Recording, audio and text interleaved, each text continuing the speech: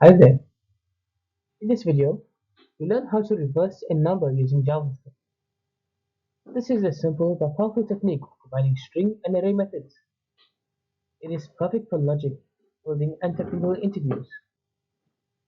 Let's dive into how it works with a clean step-by-step process. Our goal is to take a number and return its reverse. For example, if we input 32243, we expect the result to be 34223. To do that, we convert the number into a string and work with it. Let's see how we do this using a clear function. We define a function called reverse a number that takes n. You convert n to a string by adding an empty string to it. Then you split it into characters, reverse them, and join them back. Finally, you convert the result back into a number using the number function. The number is first turned into a string to allow character operations. You split it into an array, so each digit is separate element. Then you reverse that array and join it back into a single string.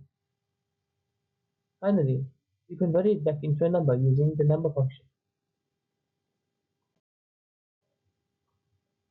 Let's look at two examples side by side.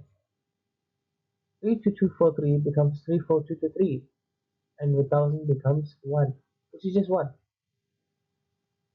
The string and array steps help us easily reverse the number. This logic holds up even when trailing zeros are present. Reversing numbers comes up in many programming tasks. It is often used in logic puzzles or coding interviews. You might also need it when checking for palindromes, and in games or calculators. It can help with numeric formatting also.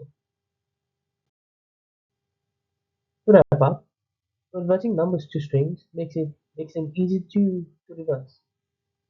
We use built-in methods like split, reverse, and join. Wrapping it with number gives us the final output as a number. It is a clean and efficient way to reverse digits in JavaScript. Thank you for watching. If you enjoyed this video, please make sure to like and subscribe for more JavaScript tutorials. I'll see you in the next one.